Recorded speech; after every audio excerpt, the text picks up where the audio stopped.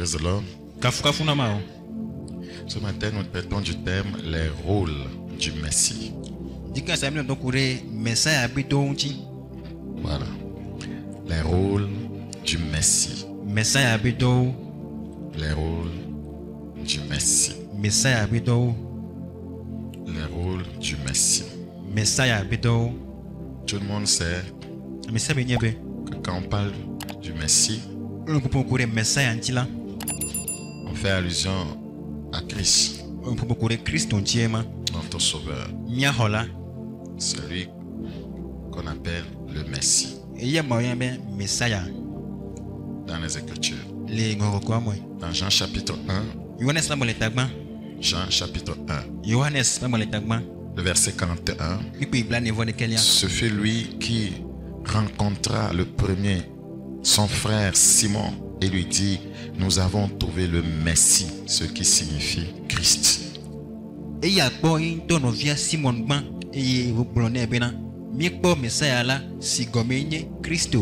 Dans Jean chapitre 4, le verset 25, Jean 4 verset 25, la femme lui dit: je sais que le Messie doit venir, celui qu'on appelle Christ. Quand il sera venu, il nous annoncera toutes choses. Quand il sera venu, ça veut dire qu'il a un agenda. Il a une feuille de route. Il a des rôles. Quand il viendra, quand il sera venu, il nous annoncera toutes choses. Effectivement, il est venu. Est-ce qu'il nous a raconté toutes choses?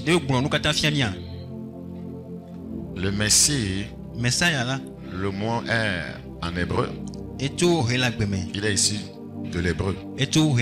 Voilà, et signifie étymologiquement oint.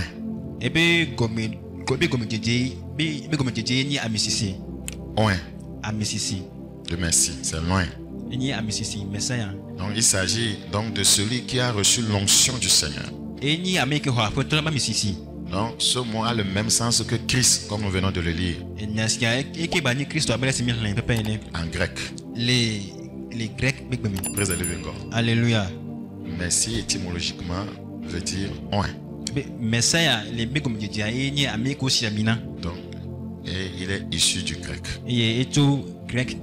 Oint a le même sens que, voyez, le mot Christ. Quand on dit Christ, on parle de loin.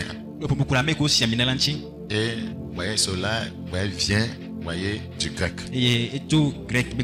Praise the living God. Alléluia. Alors nous parlons des rôles du Messie. Les rôles de Christ. Les rôles de loin. Ça veut dire que si le Seigneur venait à oindre une personne, à oindre son église est appelée à jouer les mêmes rôles pour lesquels il était venu.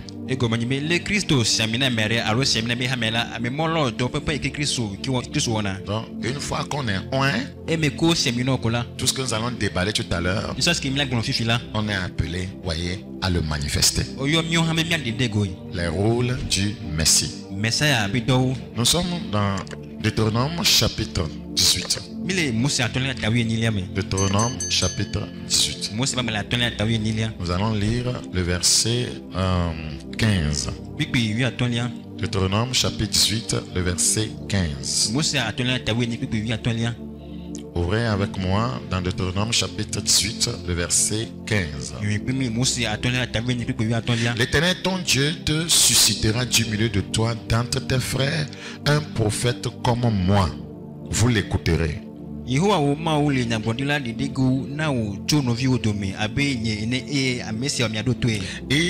répondra ainsi à la demande que tu fis à l'Éternel ton Dieu à Horeb le jour de l'assemblée, quand tu disais: que je n'entende plus la voix de l'Éternel mon Dieu et que je ne vois plus ce grand feu afin de ne pas mourir. Mes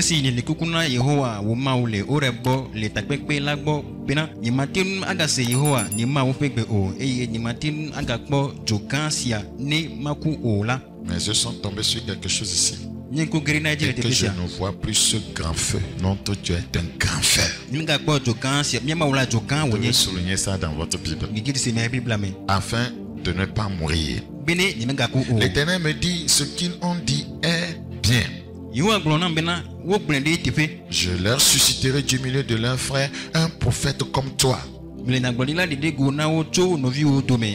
nous voyons que Christ est un type, voyez, Moïse ou bien est un type de Christ. Voilà. Je leur susciterai du milieu de leurs frères un prophète comme toi. Je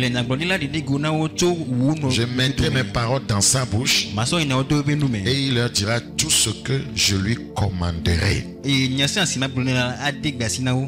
C'est-à-dire qu'il y a une similitude entre la mission de Moïse et celle de Christ. Donc, le Seigneur est en train de parler d'un prophète. Il s'agit simplement du Messie. Et si quelqu'un n'écoute pas mes paroles qu'il dira à mon nom, c'est-à-dire qu'il va susciter le Messie, qui va susciter un prophète. Et je vous rappelle qu'il s'agit de Jésus. Et si quelqu'un n'écoute pas mes paroles qu'il dira à mon nom, si quelqu'un n'écoute pas le Messie, n'écoute pas Jésus, si quelqu'un n'accepte pas ses enseignements, ses instructions, ses recommandations, c'est moi qui lui en demanderai des comptes. Donc, tous les croyants aujourd'hui qui n'écoutent pas Christ, qui baquent les enseignements de Jésus, ils doivent s'attendre à rendre compte à Dieu. Vous devez le savoir. L'Ancien Testament a déjà prédit ces choses. Que quiconque n'écouterait pas Christ aura des comptes à rendre à Dieu. C'est sérieux. Donc c'est annoncé depuis le temps de Moïse. Pourquoi le Seigneur parlait ainsi? Moïse était un type de Christ. Sa mission c'était de faire sortir le peuple d'Égypte, c'est-à-dire du monde du péché. C'est ce que Christ viendra faire. De les amener à Canaan, qui représente le ciel. C'est ce que Christ est venu faire, nous faire sortir du péché du monde, nous sauver, nous sanctifier, nous transformer, voyez, et nous amener avec lui au ciel. Il dit dans la maison de mon père, il y a plusieurs maisons. Voilà. Et qu'il s'en va nous préparer des places. Mais lorsque Moïse était en train de faire sa mission, les gens ne l'écoutaient pas. Et Dieu a frappé plusieurs personnes. Et il est en train de dire, il en sera ainsi avec Jésus. Il viendra pour une mission. Qu'on ne l'écouterait pas. C'est à moi qui rendrai compte. Le Seigneur n'a pas changé. Puisque le Seigneur sait que si Jésus lui-même venait, les gens vont le résister comme ils ont résisté, voyez, à Moïse. Et c'est une prophétie qui va se réaliser.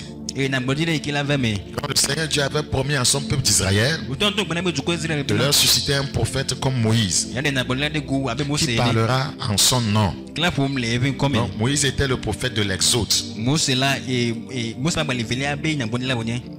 Et il va libérer les enfants d'Israël, voyez, de l'esclavage en Égypte. Le Messie qui est Christ jouera le même rôle. Délivrer les hommes de l'esclavage du péché du monde. Dans Luc chapitre 1, nous constatons le verset 67. Luc chapitre 1, le verset 67. Luc 1, le verset 67. Zacharie, son père, fut rempli du Saint-Esprit et il prophétisa en ces mots. Béni soit le Seigneur, le Dieu d'Israël. Alléluia. Amen. De ce qu'il a visité, racheté son peuple. Et nous a suscité un puissant sauveur dans la maison de David, son serviteur. C'est le Messie qui était annoncé dans Deutéronome. Et nous a suscité un puissant sauveur. Jésus, c'est quoi? Un puissant sauveur. Ce n'est pas un simple sauveur. C'est quoi? Un puissant sauveur.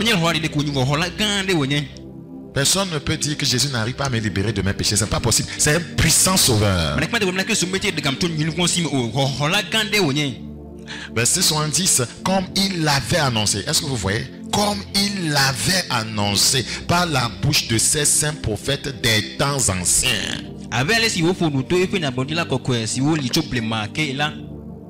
Alléluia. Amen. Comme il avait annoncé. Un sauveur. Quel type de sauveur? Verset 71. Un sauveur qui nous délivre de nos ennemis et de la main de tous ceux qui nous haïssent. C'est ce que Jésus est. Qui nous délivre de combien d'ennemis? Qui nous délivre de nos ennemis et de la main de tous ceux qui nous haïssent. Avec Jésus, aucun ennemi ne peut demeurer dans ta vie. Il sera écrasé. C'est lui qui écrase les ennemis de nos âmes. Verset 72. C'est ainsi qu'il manifeste sa miséricorde envers nos pères. Et se souvient de sa sainte alliance, selon le serment par lequel il avait juré à Abraham, notre père, de nous permettre, après que nous serions délivrés de la main de nos ennemis, de le servir sans crainte, en marchant devant lui dans la sainteté et dans la justice tous les jours de notre vie. Praise the living God. Alléluia. Alléluia. Amen, amen.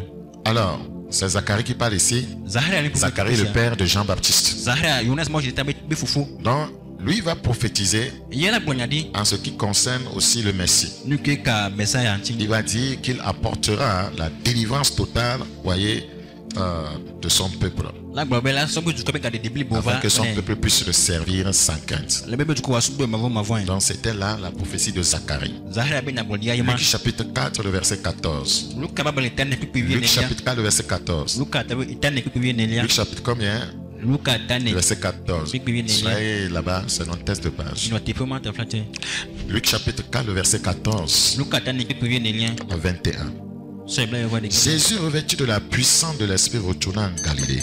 Et sa renommée se répandit dans tout le pays d'alentour. Il enseignait dans les synagogues et il était glorifié par tous. Il se rendit à Nazareth où il avait été élevé. Et selon sa coutume, il entra dans la synagogue le jour du sabbat. Il se leva pour faire la lecture. Et on lui remit le livre du prophète Ésaïe. L'ayant déroulé, il trouva l'endroit où il est écrit. Ce n'est pas qu'il l'a trouvé par hasard. C'est lui-même qui s'est dirigé vers cet endroit. Parce que, voyez, ce qui est écrit là-bas, voyez, va révéler les rôles du Messie. Voyez, le déroulement de son programme, voyez, vis-à-vis de son peuple. Il dit, l'Esprit du Seigneur est sur moi. Parce qu'il m'a oint Messie. Parce qu'il m'a oint pour annoncer une bonne nouvelle aux pauvres. Il m'a envoyé pour guérir ceux qui ont le cœur brisé, pour proclamer aux captifs la délivrance et aux aveugles le recouvrement de la vue, pour renvoyer libres les opprimés, pour publier une année de grâce du Seigneur. Verset 20. Ensuite il roula le livre, le remit au serviteur et s'assit. Tous ceux qui se trouvaient dans la synagogue avaient les regards fixés sur lui. Alors il commença à leur dire, aujourd'hui, ce que nous venons de lire là, aujourd'hui, cette parole de l'écriture que vous venez d'entendre est accomplie. Ce n'est pas, ça va s'accomplir. Donc ce que nous sommes en train de lire, quand Christ est venu, le jour où il a lu ce texte, c'était accompli. C'est-à-dire le jour où il a lu ce texte, sans même aller encore à la croix, vous voyez, la bonne nouvelle était annoncée. Parce qu'il va commencer à annoncer la bonne nouvelle. Sans même aller encore à la croix, Christ commençait à guérir les gens. Il chassait les démons. Il libérait les captifs. Il ouvrait les yeux des aveugles. Il renvoyait libre les opprimés. Quand quand il va aller à la croix, voyez, cette mission, voyez, sera accentuée et donnée, voyez, à ses disciples. Donc il est le précurseur de tout ce que nous venons de voir ici.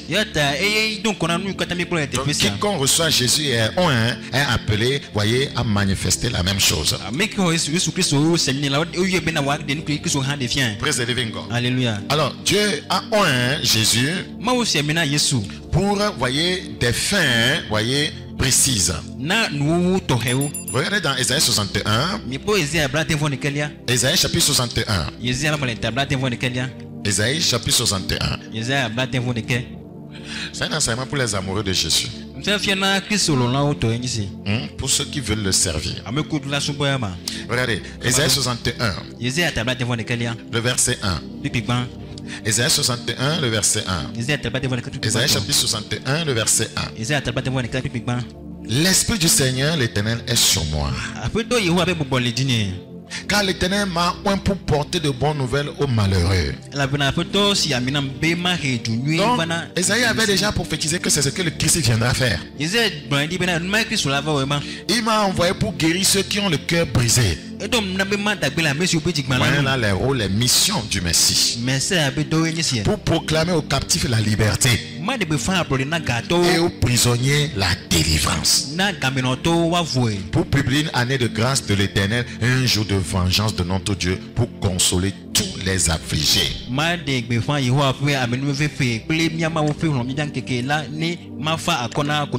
où Jésus est prêché, il y a la liberté totale. C'est des amens qui ne sortent pas. Amen. C'est parce que vous ne croyez pas encore. Là où Jésus est prêché, il y a la liberté totale. Regardez dans Jean 8, 32. Jean chapitre 8, nous concernons le verset 32. Vous connaîtrez la vérité. La vérité sur qui? Sur Jésus. Et la vérité vous affranchira. Là où la vérité est prêchée, il y a la liberté totale. Vous connaîtrez la vérité. Et la vérité vous affranchira. Le verset 36, s'il vous plaît. Si donc le Fils vous a franchi, vous serez réellement libre. Regardez dans 2 Corinthiens 3. 2 Corinthiens chapitre 3. 2 Corinthiens chapitre 3. Ouvrez avec nous, s'il vous plaît. 2 Corinthiens chapitre 3. Nous considérons le verset 17. 2 Corinthiens 3, 17. Or le Seigneur c'est l'Esprit. C'est l'Esprit. Donc si le Seigneur est prêché, son esprit est souvent toujours libéré.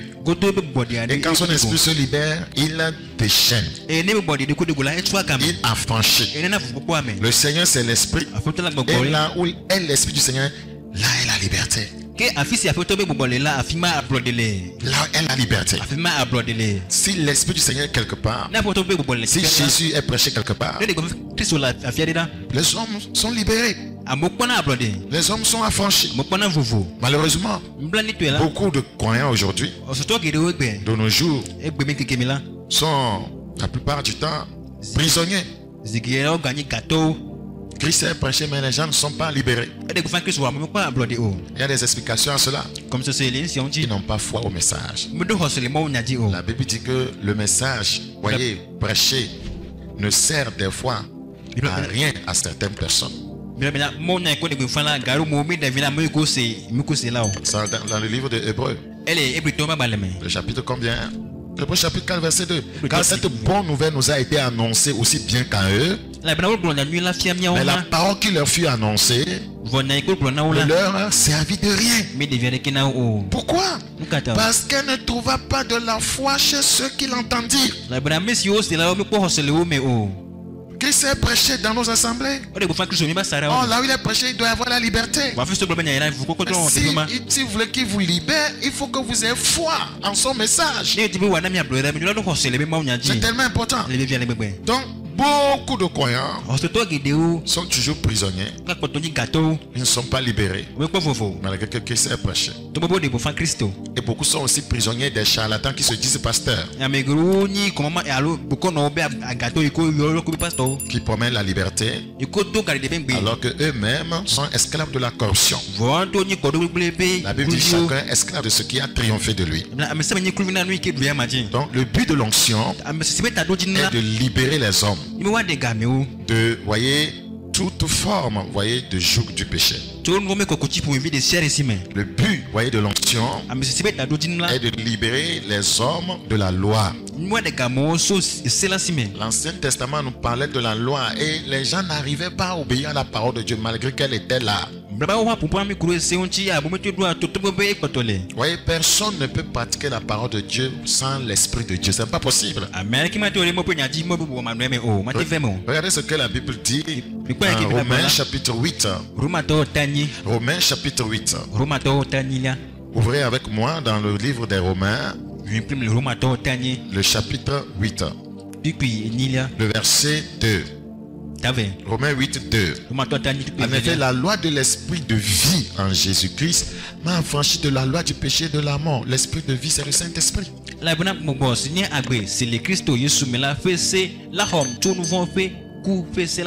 Donc les croyants qui pensent qu'ils peuvent pratiquer la parole de Dieu sans le Saint-Esprit se trompent. Vous serez en train de lutter. Personne ne peut pratiquer la parole de Dieu de lui-même. Ce n'est pas possible. Les gens ont essayé depuis l'Ancien Testament. Ça n'a jamais marché. C'est par le Saint-Esprit qu'on arrive à vaincre le péché. Parce que quiconque est sur cette terre sera toujours sujet au péché. À moins de devenir un esprit, vous ne pouvez pas vaincre le péché. À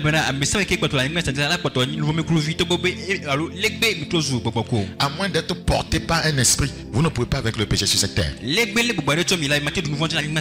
Donc c'est le Saint-Esprit qui nous aide à vaincre le péché. Donc les croyants qui aiment souvent collaborer avec le Saint-Esprit, ils sont toujours dans l'esprit, dans l'onction. Ouais, c'est facile de vaincre le péché. Parce que vous voyez, c'est l'esprit qui fait les choses. L'esprit vainc facilement tout ce qui est sur cette terre. Donc vous devez vous appuyer sur lui. Donc le but de l'onction est de libérer les hommes des jougs du péché, de la loi, des démons. C'est ça le but de l'onction. Le but de l'onction, c'est de libérer les hommes, voyez, des systèmes humains. Le but de l'onction, c'est de libérer les hommes de la tradition, voyez, qui les accable. Nous sommes dans Isaïe 10, le verset 27 maintenant. Isaïe chapitre 10, le verset 27. Isaïe chapitre 10, le verset 27. Isaïe 10, le verset 27. Il est écrit: en ce jour, son fardeau sera ôté de dessus ton épaule et son joug de dessus ton cou. Et la graisse fera éclater le joug. C'est l'onction. Le joug, les jougs du péché, les jougs d'esclavage, des démons, c'est la graisse qui brise ça. C'est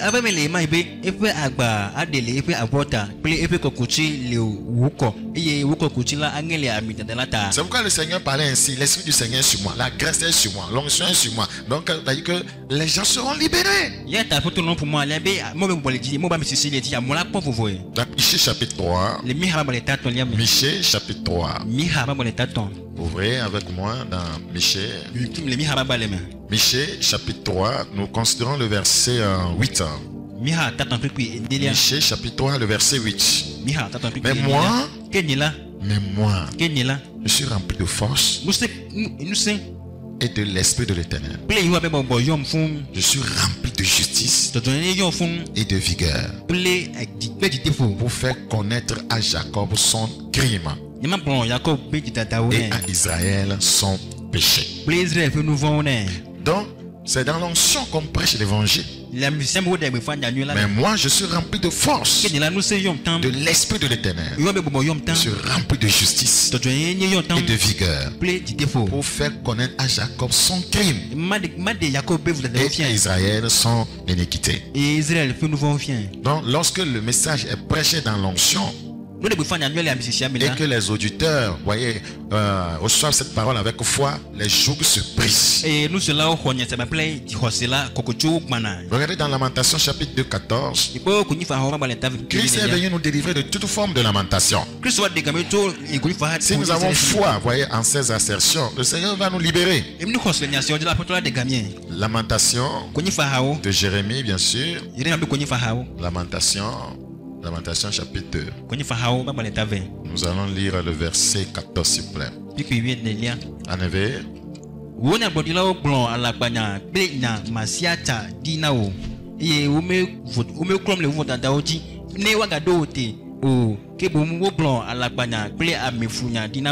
Lamentation chapitre 2, le verset 14. Tes prophètes ont eu pour toi des visions vaines et fausses. Ils n'ont pas mis à nu ton iniquité afin de détourner de toi la captivité. Ils t'ont donné des oracles mensongers et trompeurs. Pour être délivré de l'iniquité, voyez, il faut que la bonne nouvelle soit prêchée. Si le Seigneur dit, tes prophètes ont eu pour toi des visions vaines et fausses. C'est pourquoi tu es en train de dire plus haut qu'il y a des gens qui sont esclaves des charlatans, qui leur promettent la liberté alors qu'eux-mêmes sont esclaves du péché.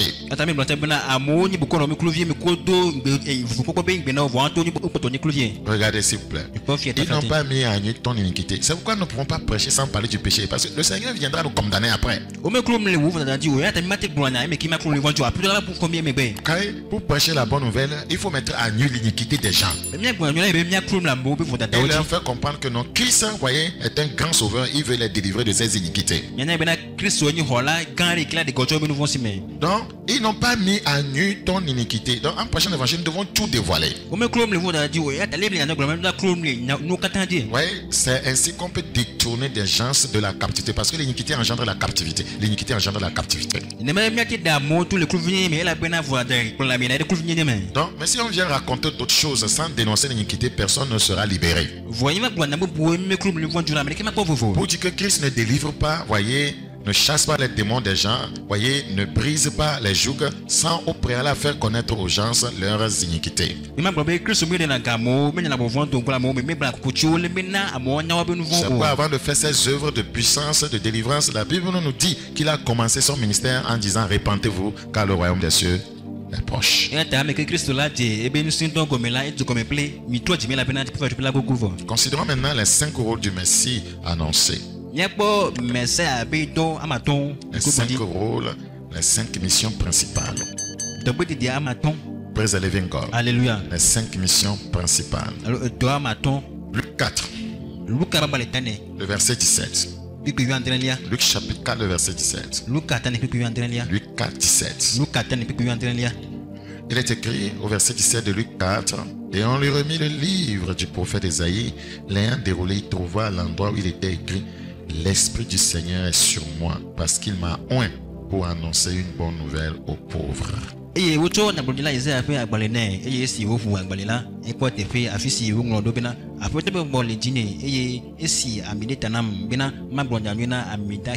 rôle du Messie, annoncer la bonne nouvelle aux pauvres. Ne pensez pas que c'est un message banal, que non, c'est ça, tu ne sais rien. Attends qu'on t'explique les choses. Tu lis ce passage, tu penses que tu maîtrises ça. Non. Non, suis. Il y a des choses que le Seigneur veut nous dire. Annoncer la bonne nouvelle aux pauvres. Annoncer la bonne nouvelle aux pauvres. Ça voudra dire quoi? Le premier rôle du Messie. La première mission. La même mission qu'il assigne à ses soins, ses enfants. Les hommes sans Dieu sont simplement pauvres. Les hommes sans Dieu sont simplement pauvres, misérables, dépourvus de la paix.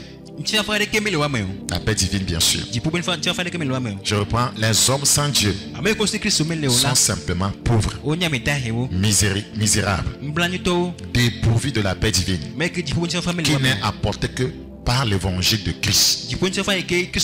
La paix divine n'est apportée que par l'évangile de Christ. Vous savez, plusieurs églises actuelles se sont appauvries spirituellement. Elles sont devenues faibles et manquent d'impact.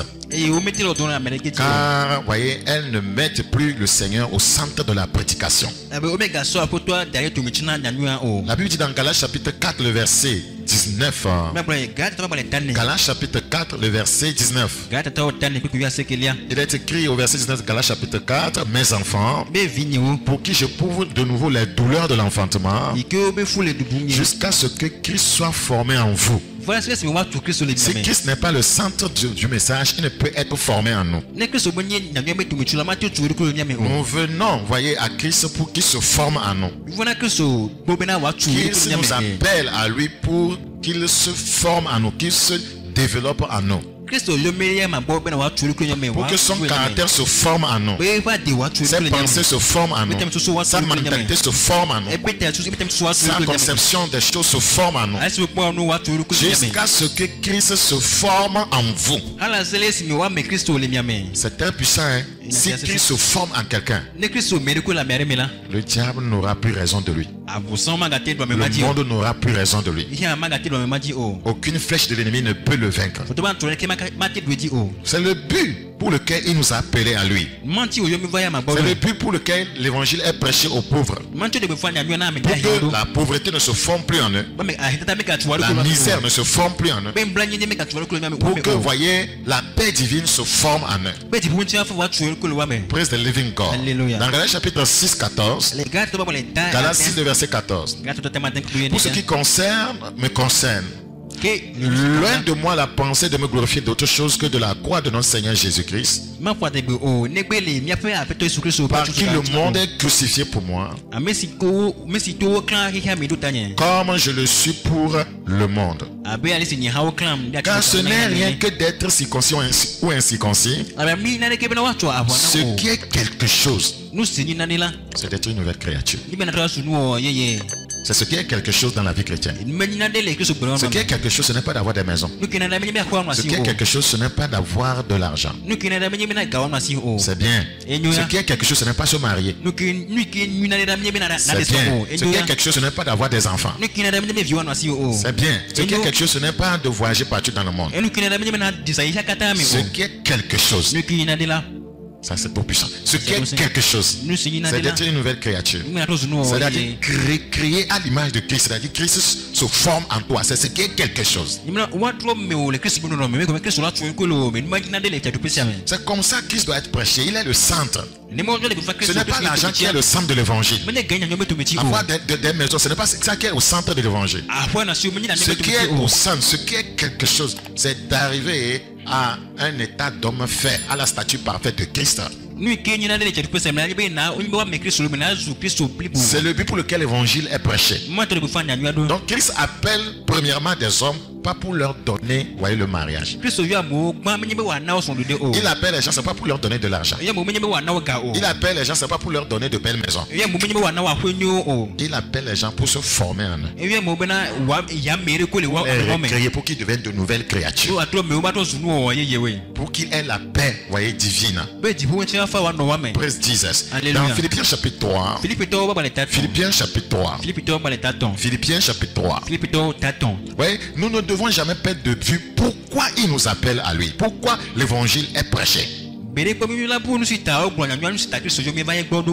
ne dites pas que viens à l'église, vous voyez, bientôt le Seigneur va te donner une femme. Il y a de belles sœurs chez nous. Ce n'est pas l'évangile ça.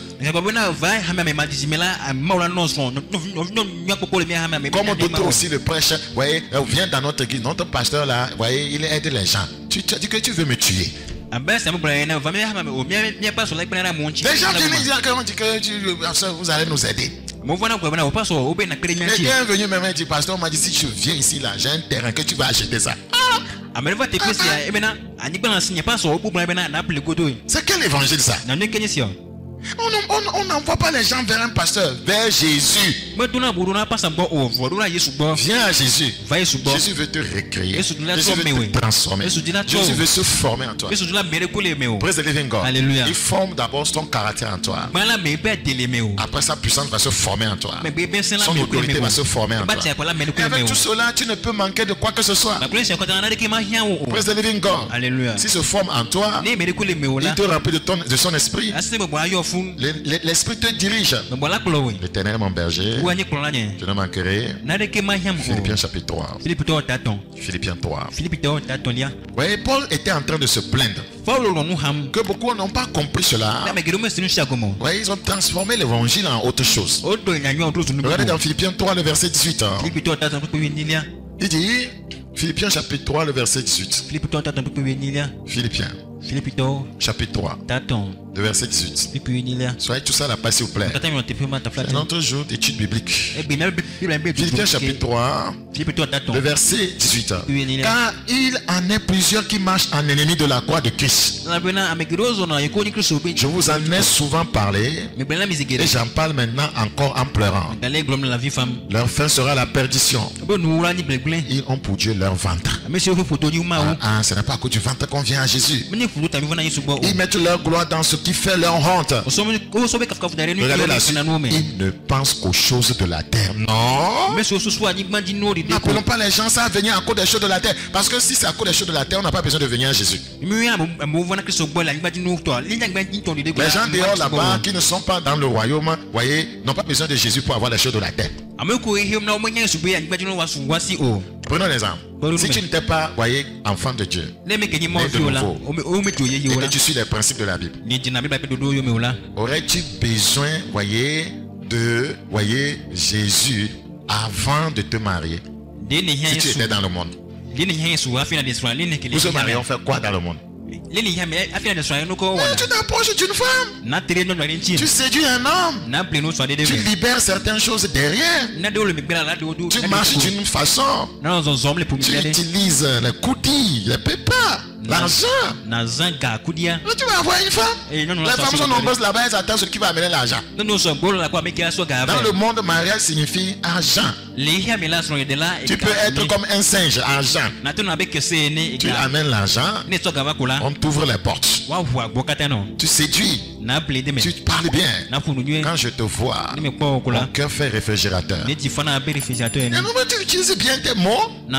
Tu vas même les chercher quelque part. Quand tu marches, c'est comme un papillon qui veut s'envoler. La jeune fille commence à sourire. Et puis tu fais sortir quelque chose de ta poche. Tu dis, donne-moi ton numéro. Et tu appuies.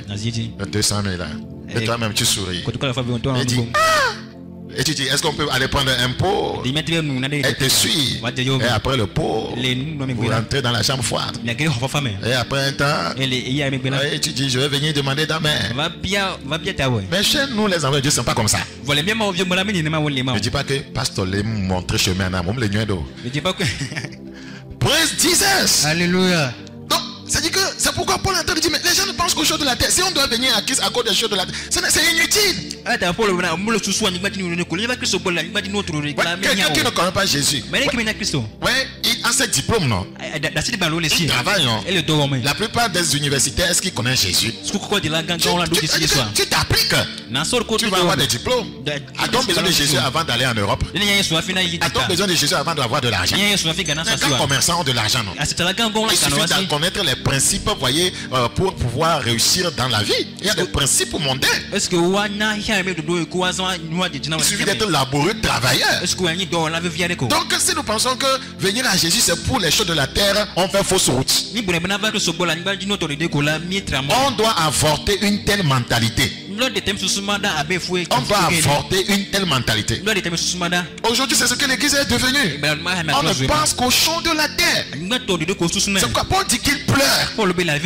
Relisons ce passage. Relisons. C'est écœurant. Hein? C'est écœurant. Nous sommes dans Philippiens chapitre 3. Le verset combien? Le verset 18. Philippiens chapitre 3, le verset 18. Il dit, car il en a plusieurs qui marchent en ennemi de la croix de Christ. Si vous pensez qu'au chaud de la terre, vous êtes un ennemi de la croix. Je vous en ai souvent parlé. Bakoya en parle souvent. Je vous en ai souvent parlé. Et j'en parle maintenant encore en pleurant. En pleurant. Si le Seigneur ouvrait les yeux de Paul pour regarder ce qui se passe sur la terre, Paul va trop pleurer. Parce que les gens pensent que c'est une question du ventre. Le ventre voudra dire s'enrichir, s'emmagasiner des richesses avec l'évangile. Ce n'est pas ça le but. Mais il dit au verset 19, leur fin sera la perdition. Si nous avons une telle mentalité, notre fin sera la perdition. Praise the living God. Ils ont pour Dieu leur ventre. Ils ont pour Dieu leur ventre. Donc ils mettent leur gloire dans ce qui fait leur honte. Ils ne pensent qu'aux choses de la terre. Ils ne pensent qu'aux choses de la terre. Vous voyez, sans Christ, les gens ont tout ce que la terre peut offrir. C'est vrai ou faux?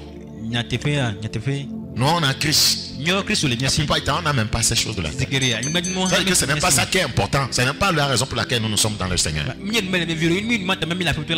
Si vous voulez avoir les choses de la terre, ouais, votre avantage c'est que vous pouvez prier votre Dieu de vous aider afin que de ne pas faire trop d'efforts comme les gens du monde, de ne pas aller voler, de ne pas aller faire ce que vous appelez des sacrifices humains, criminels, comme les gens du monde le font pour avoir des richesses du monde.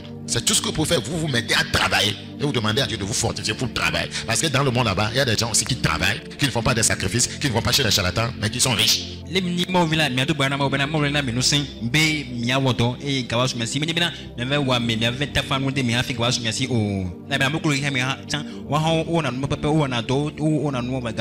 vous allez voir, les croyants viennent à l'église seulement quand on a un programme où il doit y avoir des bénédictions. Quand on dit, nous avons un programme de jeûne spécial, ouverture des portes financières, vous allez voir. Ouverture des portes du mariage. Dieu va vous donner une femme, même deux. Les gens vont courir. Les gens vont courir. À l'église, des fois, vous allez voir, quand on fait n'importe quelle prière, les gens ne disent pas amen. Le moment où vous priez pour l'argent, Dieu va te bénir. Les pauvres souris, tu auras l'argent. Amen. Les gens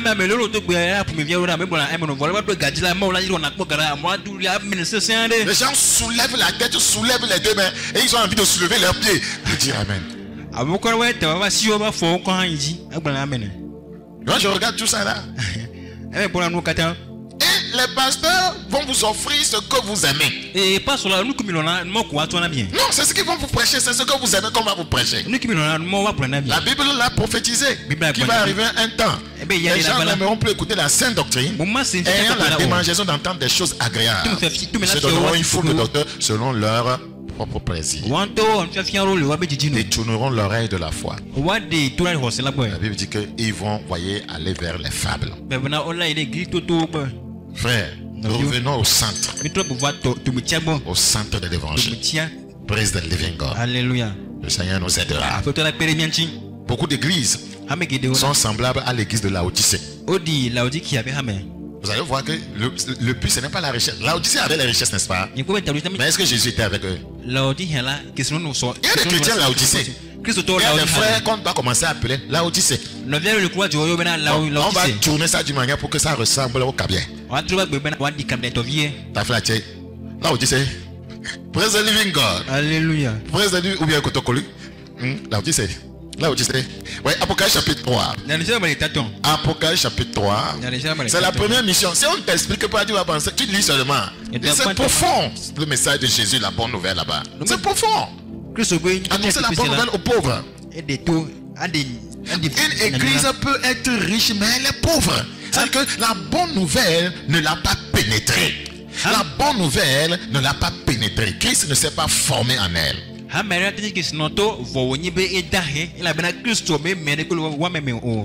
Regardez, Apocalypse chapitre 3, le verset 17. Apocalypse 3, le verset 17. Parce que tu dis, je suis riche. C'est une église ça. C'est le chrétien Laodicée, c'est ça. Parce qu'ils se sont concentrés sur ça. Et ils vont l'avoir. Mais ils seront pauvres spirituellement. Je suis riche. Je me suis enrichi.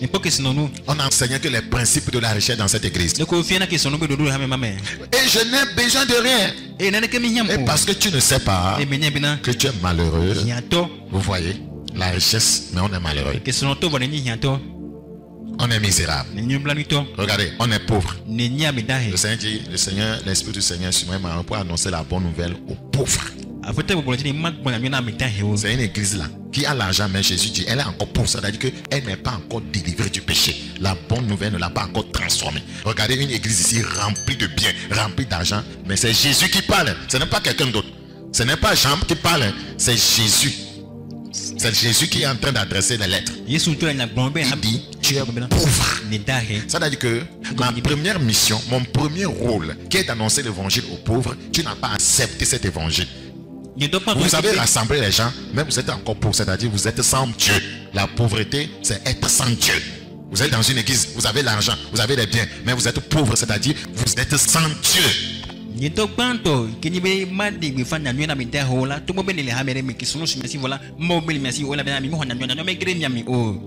Parce que tu dis je suis riche, je me suis enrichi. On peut faire des affaires pour s'enrichir. Je me suis. Ce n'est pas qui l'a enrichi. C'est une église, on a changé les principes du monde pour s'enrichir. Donc qui c'était juste un fermier. Il y a des églises comme ça, des églises de prospérité, sans repentance. Et tu dis encore, je n'ai besoin de rien. Et parce que tu ne sais pas, c'est une ignorance coupable. Une ignorance coupable. Voilà. Parce que tu ne sais pas. Nous avons une manque de révélation ici. Tu ne sais pas que tu es malheureux. Qu'est-ce qui rend une personne malheureuse? C'est le manque de Christ, c'est l'absence de Christ. Tu peux avoir l'argent pour le ciel, tu es malheureux. Sans Christ, vous n'avez rien. Il dit misérable. Pourtant les gens sont riches, ils peuvent rouler dans des Fortuna, les 4x4, les Land Cruiser. Ouais, ils sont dans des maisons à étage. Jésus dit, tu es misérable. Je me suis enrichi. Les gens ont des comptes bancaires, ils s'habillent avec des habits luxueux. Jésus dit, tu es misérable. Frère, si vous avez Jésus, soyez heureux. N'enviez pas les gens. Que sinon nous qui les nyasia, vivre que sinon viticule. Jésus qui sinon nous. Le trésor que vous avez, ce n'est pas un petit trésor. Jésus a un trésor. Jésus dit, tu es pauvre. Mais les gens disent, nous sommes enrichis. Et les richesses étaient palpables, visibles. Mais Jésus dit, tu es pauvre. Ça veut dire que c'est spirituel. Le Seigneur dit encore, tu es aveugle. Parce que les richesses aveuglent les gens. Vous devez le savoir, les richesses aveuglent les gens. Pourquoi nos nations sont comme elles sont? Pourquoi il y a des problèmes de sous-développement? La plupart de ceux qui nous dirigent s'accaparent des richesses de nos nations. Parce qu'ils ne veulent pas laisser le pouvoir. Pourquoi? Les richesses font quoi? Aveugles.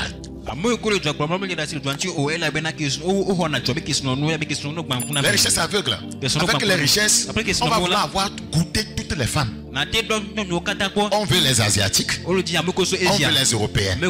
On veut les Américains. Tu as l'argent, tu peux voyager comme tu veux, tu vas. Donc tu devais l'argent, tu prends Asiatique, tu avales. Tu prends Européenne, tu pompes. Tu prends, voyez, chinoise, voyez, tu pistonnes. Praise the living God. Alléluia. Vous voyez?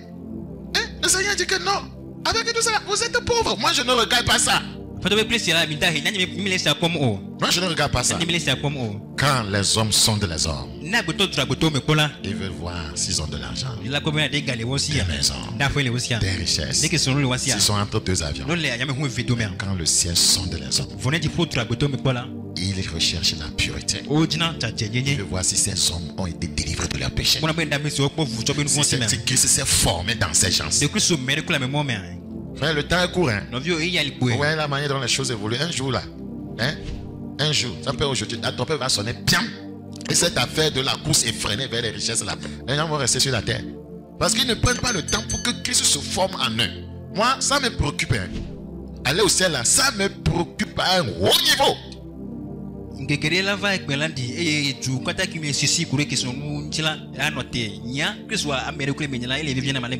Donc, les richesses matérielles, frères et sœurs, les richesses matérielles ne peuvent pas procurer la vie de Dieu. Vous avez quelqu'un qui a 1 milliard. Il n'est pas chrétien. Quelqu'un qui a 2000 francs.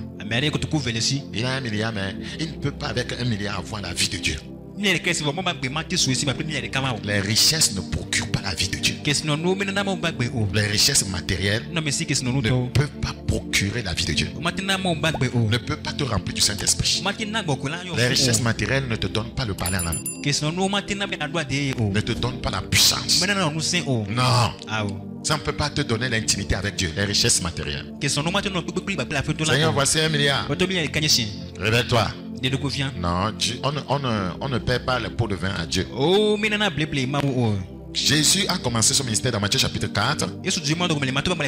Matthieu chapitre 4. Le verset 17. Matthieu combien? Matthieu chapitre 4, le verset 17. Ouvrez avec moi s'il vous plaît. Matthieu chapitre 4, le verset 17.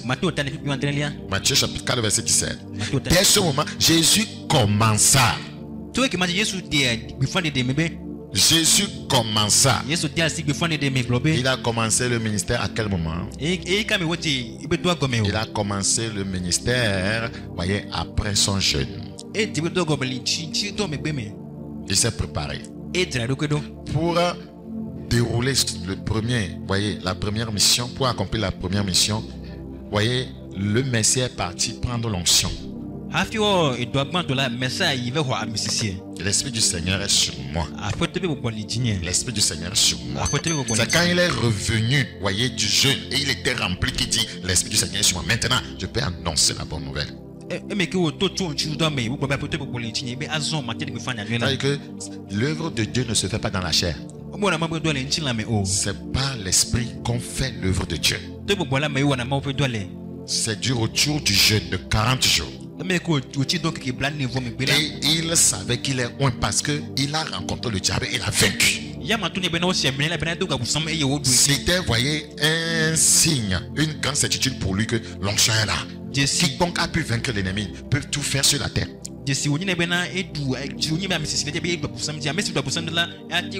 Dans toute forme de tentation, un autre enseignement, les différents types de tentation, on parle de beaucoup de choses. Jésus a vaincu dans tous les domaines où Satan peut avoir un homme.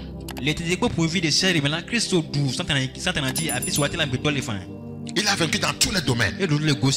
La chair, vous voyez, l'argent, la gloire de ce monde, les richesses. Jésus l'a vaincu. Satan voulait faire de Christ un Laodicéen. Mais Jésus l'a vaincu. Là où Jésus a vaincu, plusieurs coins et plusieurs pasteurs chutent là-bas. Maintenant, il voyez, apparaît maintenant et il commence. Dès ce moment, Jésus commença à prêcher et à dire, répentez-vous, car le royaume des cieux est proche. Voilà ce pourquoi il était venu. Annoncer la bonne nouvelle aux pauvres. Donc, tout ce qu'il a dit dans Luc 4, 18, en allant, il va le faire, voyez, avant de retourner au ciel. Donc il a laissé le manteau maintenant à l'église. Ouais, c'est le rôle que nous sommes appelés à jouer en tant qu'église sur cette terre. Annoncer la bonne nouvelle aux pauvres. Lorsque l'évangile christocentrique est prêché, lorsque l'évangile christocentrique sera prêché, un évangile centré sur Christ, c'est ce que je vais dire. Lorsque cet évangile sera proclamé, un évangile centré sur Christ sera proclamé de nouveau avec force. On ne trompe pas les gens, venez, vous serez guéris, venez, vous serez délivrés, venez, venez, venez, venez, vous allez avoir de l'argent, venez, venez, venez recevoir Jésus d'abord. Donc, si nous retournons à l'évangile christocentrique, les pauvres, c'est-à-dire les hommes, voyez, seront délivrés de leur pauvreté spirituelle. Les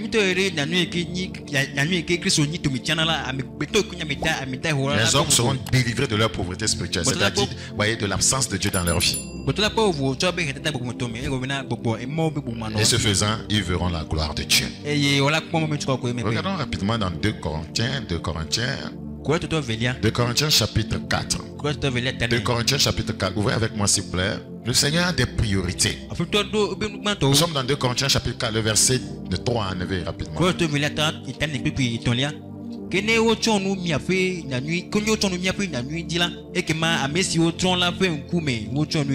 2 Corinthiens chapitre 4, le verset 3. Si notre évangile est voilé, il est voilé pour ceux qui périssent. Pourquoi l'ennemi fait tout pour voiler l'évangile? C'est pour que les gens meurent.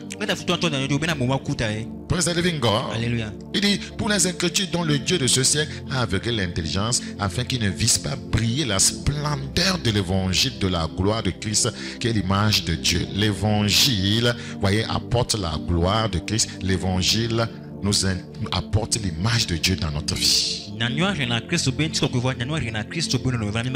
L'évangile apporte dans nos vies la gloire de Christ, l'image de Christ. Si les hommes doivent recouvrir l'image du Seigneur, c'est par la proclamation de l'évangile. C'est pourquoi on dit que l'évangile de Christ. Parce que c'est un évangile, une fois que les hommes l'acceptent, voyez, l'image de Christ, l'image perdue est recouvrée. Et la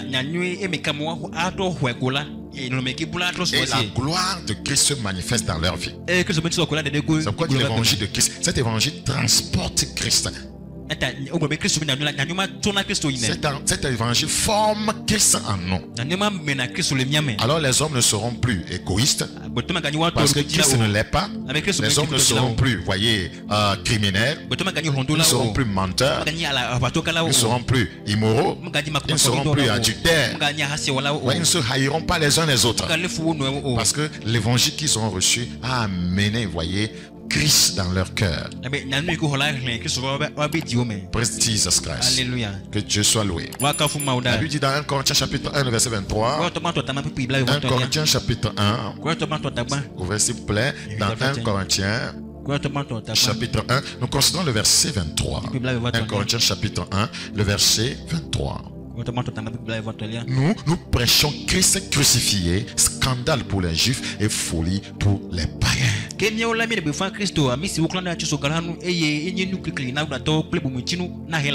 Christ est folie pour les païens, un scandale pour les Juifs, mais puissance de Dieu et sagesse de Dieu pour ceux qui sont appelés tant Juifs que Grecs. Lorsque vous acceptez l'évangile, voyez, engendre dans votre vie la puissance. L'évangile apporte dans votre vie la sagesse. Vous allez vivre dorénavant de façon sage sur cette terre. La crainte de Dieu va s'emparer de vous. Donc l'évangile draine cette puissance, l'évangile draine la sagesse de Dieu. Dans 1 Corinthiens 2, 1 Corinthiens chapitre 2. Car je n'ai pas eu la pensée de savoir parmi vous autre chose que Jésus-Christ et Jésus-Christ crucifié. Il doit être le centre. Paul dit, je ne veux pas savoir autre chose. Je ne veux pas savoir si quelqu'un se marie, je ne veux pas savoir si quelqu'un a trouvé du boulot, je ne veux pas savoir si quelqu'un a de l'argent, quelqu'un a voyagé, voyez, quelqu'un a construit sa maison, ça ne me préoccupe pas. Mais Christ et Christ seul.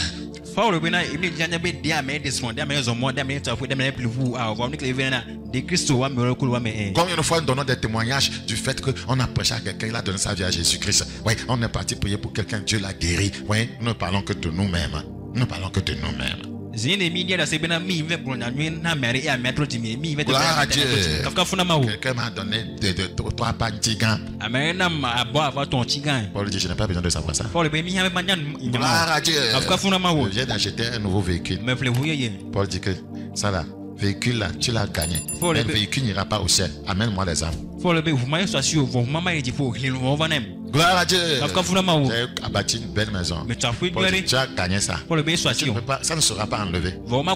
La maison ne sera pas enlevée. Même une âme qui sera transformée et enlevée, aller au ciel. Parce que ta voiture là, tu ne vas pas la conduire au ciel. C'est ici seulement que tu peux la conduire. Praise the living God. Alléluia. Donc allons vers l'essentiel. Nous nous réjouissons dans chaque chose de la terre que nous avons aucune joie par rapport au salut des âmes, voir des gens sauvés, ça ne préoccupe pas. Mais on a joué. Mais quoi dit toi animal dit non sur mes simes voler ni on pas de la même point dit toi oh les ni malami gain. Gloire à Dieu. Trouver la volonté de Dieu pour le mariage. Je vais vous marier maintenant. Et on est comment dans une joie comment on dit ça une joie de folie. Eh non dit toi maniaque gloire mais. Une joie de folie. Une âme est gagnée, ça ne donne pas la joie. Oh, on n'a jamais dit qu'au ciel, lorsqu'un croyant se marie, les anges sont contents. Au ciel, lorsqu'un croyant achète une maison, les anges sont contents. Non, au ciel, lorsqu'une âme est gagnée, il y a la fête. Nous avons échoué. L'église, tu as échoué.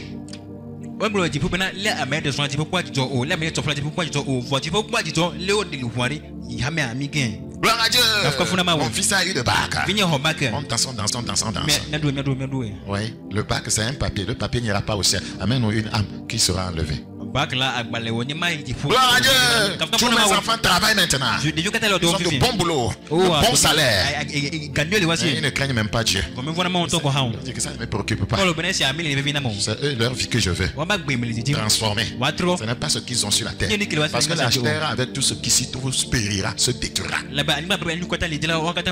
Je veux savoir Christ, la croix de Christ.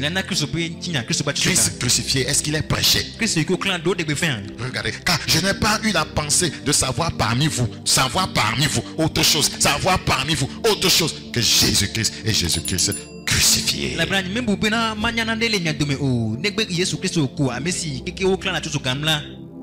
Ouais, vous voyez là où nous sommes en train d'aller. Si nous ne changeons pas de mentalité, je vous dis, plusieurs vont aller en enfer, même ceux qui sont ici, l'église de sainteté. Vous allez rater le ciel parce que vous n'êtes pas dans sa pensée. Oh! 1 Corinthiens chapitre 16. Nous avons la pensée de Christ. Et c'est elle que nous prêchons. Pourquoi nous ne faisons pas, nous ne nous donnons pas pour l'œuvre? Parce que ça ne préoccupe pas les âmes. Proclamer la bonne nouvelle, voyez, aux pauvres, aux perdus, ce n'est pas notre problème. Mais que nous puissions être à l'aise, que nous puissions avoir de l'argent, que nous puissions avoir ci, nous puissions avoir ça, et nous glorifier, avoir des positions dans la société, voyez, être élégamment vêtus. C'est ça qui nous donne la joie. Nous avons tout raté. Ce qui nous donne la joie, ce n'est pas ce qui donne la joie au ciel, ce n'est pas ce qui donne la joie aux anges. Quand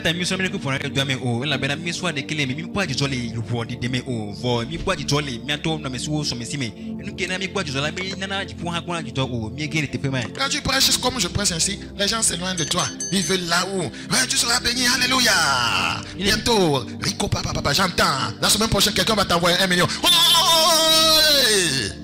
N'importe quoi.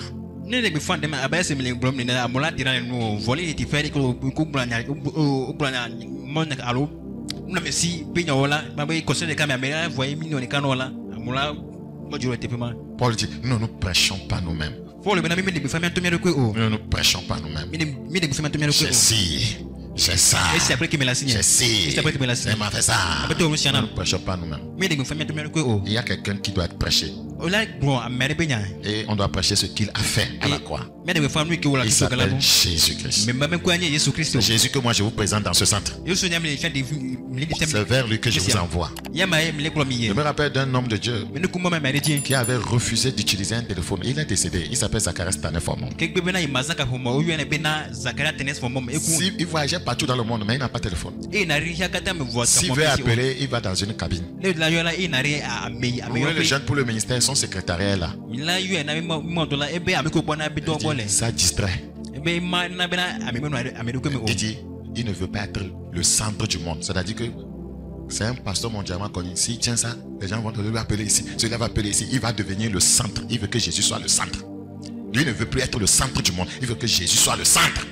Pour que les gens aillent vers Jésus au lieu de chaque fois, pasteur, allô, pasteur, allô, pasteur, allô, pasteur, le centre du monde. Tout le temps. Et les pasteurs souvent ils sont contents comme ça. Très contents. C'est pourquoi quand tu vas à la radio, quand quelqu'un n'appelle pas, ouais, des fois le pasteur insulte les gens. Mais les nuits,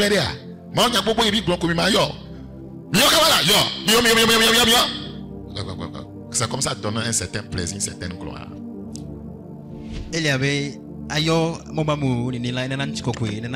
d'autres vont dire, j'ai 1000 messages par jour par WhatsApp. Certains pasteurs, c'est comme c'est une gloire. Savez-vous combien de messages je reçois? Combien de messages les gens envoient à Jésus? Les gens sont tournés vers les hommes pour trouver des solutions. Jésus. C'est Jésus d'abord. Il utilise les hommes, mais il est le centre. Que Dieu nous aide. Moi, je suis en train de ramener complètement ma mentalité sur celle du Seigneur. Quand nous venons enseigner certaines choses, c'est que en ce que Jésus est en train de dire quelque chose à notre leader, Jésus est en train de corriger certaines choses. Jésus insiste sur certaines choses. Ne prenez pas les messages comme un hasard. Si le pasteur est en train de parler de ça, ça dit que ce cas-là, Jésus est en train d'insister sur quelque chose. S'il se conforme, nous on ne se conforme pas. On peut rater le ciel.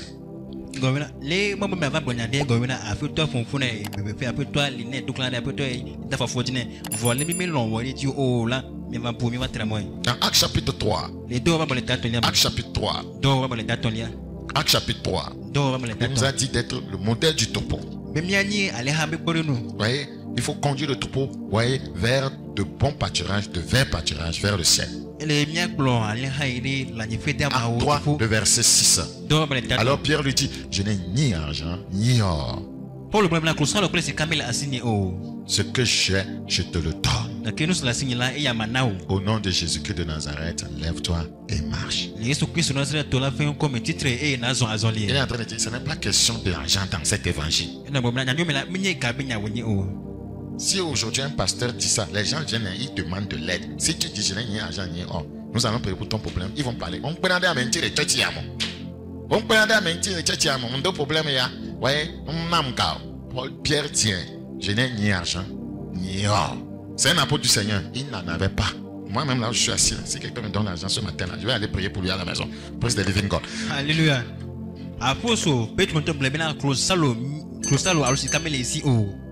Quand on fait l'œuvre de façon sincère, ces moments peuvent arriver. Aujourd'hui, dans le monde, on reconnaît des gens comme ceux qui ont réussi dans le ministère quand ils ont loré l'argent. Donc Pierre, lui, il a échoué. Pierre a échoué.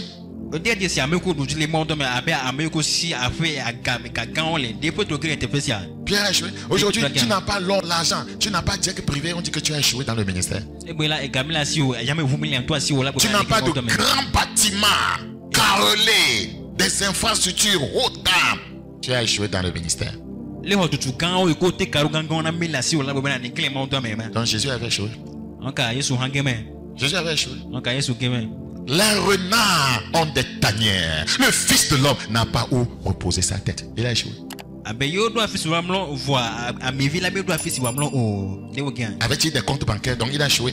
Donc Jésus a échoué. Les gens avaient de belles maisons. Il y avait des palais à l'époque là. Il y avait les châteaux. Comment on appelle ça? Les trucs gothiques là. Les architectures, voyez, de l'ancien temps là, c'était très bien. Aujourd'hui, même pour réaliser ça, les gens n'arrivent pas. Les architectes de l'ancien temps, attention. Pour voir les vieux châteaux là, ouais, on fait tout pour les conserver et on les met, voyez, sous le patrimoine de l'UNESCO. Parce que c'est difficile de réaliser ça aujourd'hui. À l'époque, Jésus qui est venu, qui est Dieu, il pouvait avoir ces choses. Ce n'était pas la préoccupation. Les hommes étaient le centre de sa mission. Toi et moi, les hommes étaient le centre de sa mission. Aujourd'hui, le centre de la mission de l'Église, c'est de s'enrichir seulement. L'évangile a besoin des moyens. Mais la mission, c'est de gagner des âmes. Parce que quand la trompette va sonner, tu ne seras pas enlevé tes 1 milliard de suivants. Allons-y. Non. Non. C'est la vérité. Jésus doit être le centre. Frère, c'est la première mission. L'Église ne se concentre plus sur ça. C'est le business de Dieu sur la terre. Ça lui préoccupe. Si nous comprenons ça, les moyens qu'il nous donne vont participer, voyez, à atteindre cet objectif, le gain des âmes. C'est la vérité. Les moyens qu'il nous donne doivent contribuer à cela. Mais si c'est pour ne penser qu'aux choses de la terre les accumuler, ce serait peine perdue. Parce que si on calcule toutes les dépenses que tu as fait uniquement pour les choses de la terre et ce que tu as fait pour envoyer le gain des âmes, la balance sera comment? Équilibrée? nous raconte au bout nous quand les ans sont pour que moi appeler quand les ans sont de moi dormir là les que dans la noro de waswa. Deuxième rôle du Messie. Messia bedovelia. Deuxième rôle du Messie. Messia bedovelia. Et l'église doit s'impliquer dans ces rôles-là. Et doit jouer ces rôles-là. Tout croyant, tout enfant de Dieu doit s'identifier à ces rôles du Messie. Luc 4. Luc chapitre 4. Luc chapitre 4. Le verset 18 encore. L'Esprit du Seigneur est sur moi parce qu'il m'a oint. Pourquoi? Pourquoi Jésus oint l'église? Pourquoi il oint ses enfants? Pourquoi il oint ses serviteurs? 1. Pour annoncer une bonne nouvelle aux pauvres. 2. Il m'a envoyé pour guérir ceux qui ont le cœur brisé. Guérir ceux qui ont le cœur brisé. Guérir ceux qui ont le cœur brisé. Si vous suivez vraiment les enseignements que nous donnons ici, vous finirez par maîtriser toute la Bible. Parce qu'on parle de tout. Vous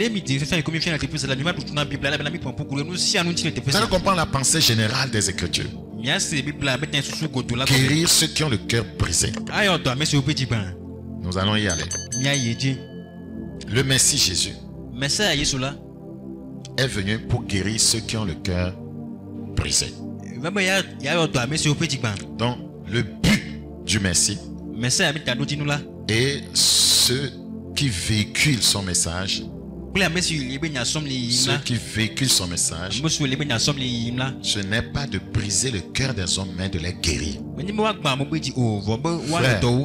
L'église a encore échoué là-bas. C'est à l'église que les gens ont le cœur brisé. C'est dans, voyez, les milieux chrétiens que les gens ont le cœur brisé. Que les gens enceintent les filles des gens. C'est dans les milieux chrétiens qu'il y a ce qu'on appelle, comment on appelle, pédophilie. On enceinte les filles sans mariage. C'est dans les milieux chrétiens que tu vas apprendre un pasteur à enceinte tous les membres filles de sa chorale. Dans les milieux chrétiens, c'est la vérité. Que les gens ont le cœur brisé. C'est dans les milieux chrétiens que les gens pleurent parce qu'on les a volé de l'argent, on les a escroqués, on a pris leur voiture, on a pris leur maison par une prophétie. Ah, ainsi par l'Éternel. La voiture là doit aller en mission. Cette voiture, je la vois en esprit, elle est devant, elle est à la devanture là-bas. C'est une voiture blanche. Alléluia. La voiture là dans la mission. L'esprit dit que tu dois donner ça à l'église. Et que c'est le pasteur qui doit être le premier missionnaire. Allez-y comprendre quelque chose. Et on parle que, oh, la personne n'a pas le cœur dedans.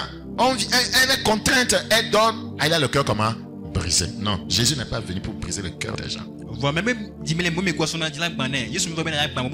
Ah, c'est pas l'Éternel, frère. Ta femme, c'est une sorcière. Tu dois l'abandonner. Et le monsieur, le cœur brisé. Comme je vous l'avais dit la fois passée, un Congolais, Congo-Brazza, qui a laissé un commentaire. C'est lui-même qui a encouragé sa femme d'aller dans l'église du quartier. Ouais, elle a commencé à aller, pas fini, la femme a quitté le foyer. Parce que chaque fois le pasteur l'appelle, il dit quoi à cette femme? Elle a quitté l'église et ça ne lui dit rien. Elle a quitté la maison conjugale plutôt.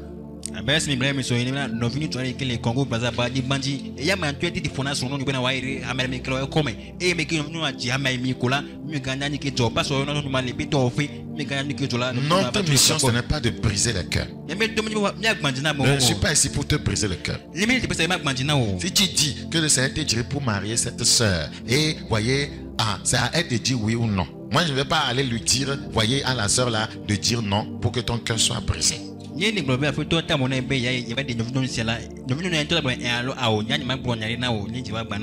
comme ça, nous ne sommes pas là pour briser le cœur des gens. Nous ne sommes pas là pour escroquer les gens. Mais dans le milieu chrétien, vous écoutez ça chaque jour. Ce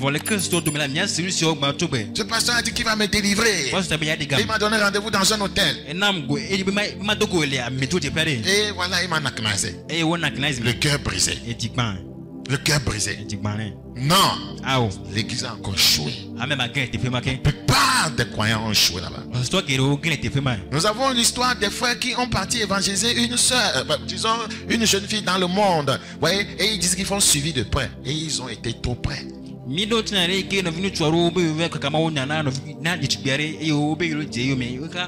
Ils ont tellement suivi de près. Jusqu'à ce qu'on leur a donné, voyez, un homonyme. On lui a donné un enfant qui lui ressemble. Un bébé est venu et c'est son synonyme. C'est qu'est suivi de près ça. Et le cœur, voyez, de l'autre, de la famille est brisé. C'est comme ça on insulte les gens. Surtout les croyants, les pasteurs, les voleurs. Ils brisent les couples. Ils brisent les foyers. C'est la vérité. Je me rappelle avoir reçu un jeune homme qui est venu me voir au bureau, il se plaignait. Il a un fiançaille. Il veut se marier. Le pasteur dit qu'il ne célèbre pas le mariage tant que, voyez, il ne couche pas avec sa fiancée, que c'est lui qui ouvre la porte. Et le cœur du monsieur est brisé. En voyant le pasteur allant vers l'ouverture. C'est pourquoi des fois les gens prennent des coupes et des gourdins et vont dans les maisons des pasteurs. Je me rappelle d'un diacre. On était ensemble dans une église. Et un frère que je connaissais, on était ensemble souvent comme ça. C'était un étudiant. Et il allait pour prier avec la femme du diacre. Je ne vais jamais permettre à un frère de venir prier avec ma femme. Moi, est-ce qu'il y a d'autres personnes là-bas? Ils étaient seuls. Chaque jour, il va là-bas. Les enfants vont à l'école. Lui, il va là-bas. Ouais, comme les étudiants ne vont pas chaque jour à l'école. Lui, il va là-bas le matin. Lui, sa femme, une grosse femme comme ça. Ouais, dans le salon, ils prient. Ils ont tout prié. Il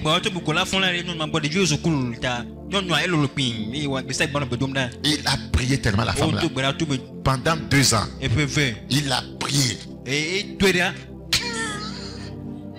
Les prières en langue sont entrées dedans. Les prières qui amènent dans des dimensions, voyez, impassables. Il a prié même. Jusqu'au jour où le diacre a su ça. Il a pris un couteau, un coupe. Et il a couru très tôt le matin dans la maison de ce étudiant. Le petit étudiant l'a dribblé, a fui de la maison. Et il n'est plus jamais retourné dans cette église. L'église où il était, et il était dans la croix, il n'est plus retourné dans cette église. Il s'est retrouvé dans l'église où allait ma femme. Oh, le pasteur adjoint, c'était mon ami. Le pasteur adjoint était mon ami serré même. Et il est parti, il a cherché la délivrance. Mon pasteur ami est venu me dire quand on commandait les démons, qu'il a nacnalisé la terre, il a tout nacnalisé la terre. Ils n'ont jamais vu quelqu'un nacnalisé comme ça. Le démon était en lui. Le démon était en lui. Il a fui là-bas aussi. Je ne sais pas ce qu'il a fait. Mais quand il chante ici, surtout quand il prie, everything na double double. Quand tu vois ce qu'il fait, na double double, na double double. Et ça séduit les jeunes filles. La typologie. Ce qu'il a fait à la femme du diacre, c'est pas la peine. Pendant 2 ans, leur péché était ce que caché jusqu'à ce que Dieu a frappé la femme d'une maladie sévère. Des dépenses énormes, c'était elle allait vers la mort quand elle a confessé que le monsieur a pris coucou.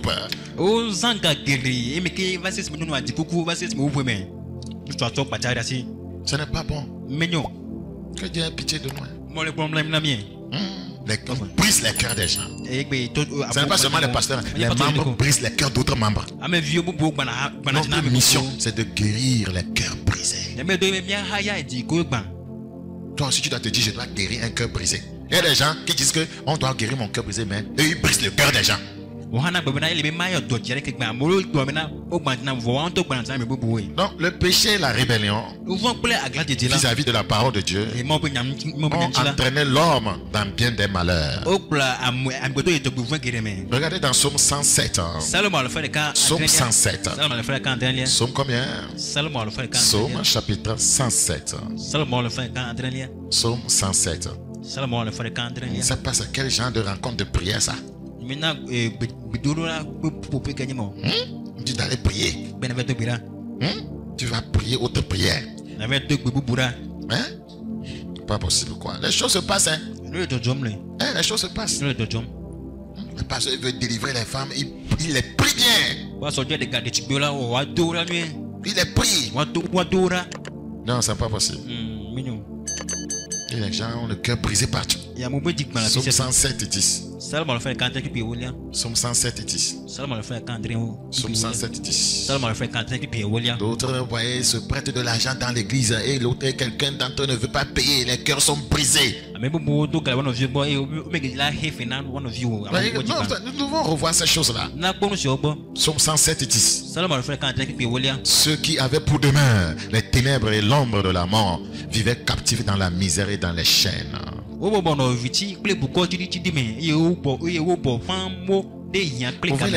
étaient-ils captifs?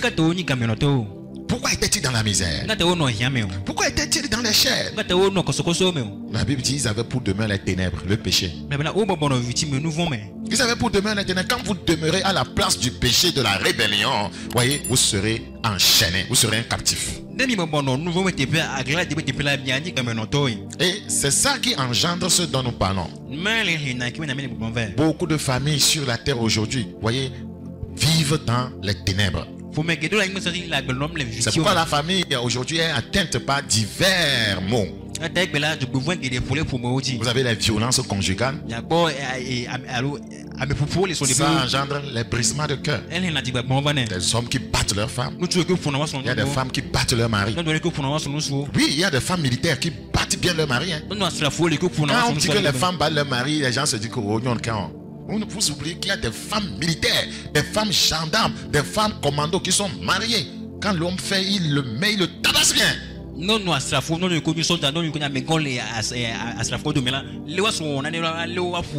C'est pourquoi un homme voulait se marier. Quand la femme a dit qu'elle est militaire, elle a dit oh, c'est bon. Elle dit que non, là, que ça peut aller, qu'elle aime trop. Il dit que c'est bon. Lui aussi, il a trouvé bien joli, mais, voyez, mais il n'aime pas les militaires. Qui va vouloir aller pour être tabassé?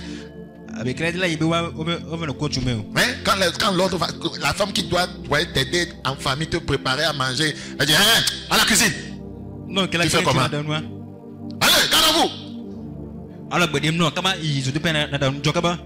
Praise the living God. Alléluia. Si tu maries une telle femme, elle doit naître de nouveau 1000 fois.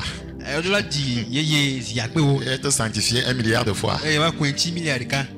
Avoir l'esprit de soumission 20 milliards. Sinon, tu vas nettoyer les carreaux. Aujourd'hui, les familles sont brisées. Violence conjugale. L'adultère a brisé les familles, a brisé les cœurs. Oui, l'adultère brise les cœurs. Tu t'imagines que quelqu'un a pris ta femme, voyez, et il a bombardé. Vous savez ce que ça fait dans le cœur? Ça brise. Tu t'imagines que quelqu'un est en train de faire des choses avec ta femme dans une chambre close. Ta femme, tu as pris la dot. Tu l'as nourri. C'est toi qui l'as nourri et les choses sont sorties. Lui est venu entrer dedans. Pas ton argent à faire rebondir les choses. Et il n'a pas blabbi. Lui il ouvre les yeux, il voit que c'est rebondi. Et lui il va à la chasse. Si l'esprit de Dieu n'est pas sur toi, tu surprends quelqu'un avec ta femme. Tu peux le tuer. Tu seras en train de parler en coupant sa tête. Il coupe. Ah, mon ami, tu seras en train de parler à langue. Tu seras en train de parler à langue. En tenant la casserole dans les mains, madame. Tu supportes ton mari, tu parles en langue. Jésus est venu pour guérir tout ça là. Ceux qui ont le cœur brisé à cause de l'adultère, à cause du divorce, ça brise les cœurs. Ça brise les cœurs. Donc vous voyez autant de mots que Jésus est venu régler sur la terre. Et si les gens acceptent l'évangile, voyez, les autres rôles seront faciles à assumer dans leur vie. Regarde l'homosexualité. Quelqu'un qui trompe ton garçon que tu as envoyé à l'école. Et le trompe et l'amène dans l'homosexualité. Le lesbianisme. Ça brise le cœur des hommes, des familles. Aujourd'hui, la jeunesse est livrée à elle-même. Nous avons une jeunesse, voyez, qui ne rencontre à personne. Nous avons une jeunesse livrée à elle-même. Et la Bible dit dans Proverbe chapitre 29. Proverbe chapitre 29. Proverbe 29. Proverbe chapitre 29. Le verset 15. Proverbe 29, 15. La verge de la correction donne la sagesse. Mais l'enfant livré à lui-même fait honte à sa mère. L'enfant livré à lui-même. L'enfant livré à lui-même. Vous ne le corrigez pas. Vous ne la corrigez pas. Vous laissez l'enfant faire ce qu'il veut. Cet enfant va apporter la honte dans votre vie. Je me rappelle dans un foyer. C'est dans un foyer où il n'y avait que la mère et sa fille. Et la maman a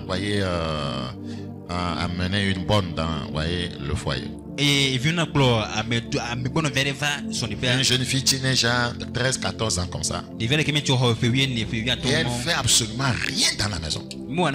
C'est la bonne qui fait tout. Et sa maman dit que non, il ne faut pas qu'elle travaille, la bonne va faire. Un jour, la bonne balaye. Et puis, le balai l'a effleuré au salon. Elle s'est levée, elle a giflé la bonne. La maman était là-bas. Et la bonne l'a regardé, maman dit, tu regardes ma fille, pourquoi? Et la maman et la fille ont ri et se sont donné la main comme ça. Ça a perduré et la bonne a dû quitter la maison. Voyez, durant cette période, elles n'ont pas trouvé une autre bonne. Maman étant elle-même paresseuse. Donc ça veut dire que c'était du désordre dans la maison. La femme mangeait les assiettes sur fauteuil, ses habits, tout c'est un désordre, des odeurs. Un jour sa maman l'a appelé. C'est quoi ça? C'est quoi tu fais? Tu manges, tu laisses les choses, tes habits, le désordre, tout ça là. Elle répond, maman, c'est pas toi qui m'avais dit de ne pas travailler. Maman dit, tais-toi, tu es en train de dire quoi? Elle a giflé sa maman comme elle giflait la bonne. Avant que maman ne s'en rende compte, la femme est déjà partie. Parce qu'elle se disait, mais qui m'a giflé même? Parce que c'est comme un rêve. Qui vient de me gifler ma fille? Ma fille, on moissonne ce concert. On moissonne ce concert. Nous devons donner des formations rigides à nos enfants parce que la société d'aujourd'hui, si on n'assume pas notre responsabilité en tant que parents en éduquant bien les enfants, demain les frères qui vont les marier, surtout nos filles, vont souffrir. Les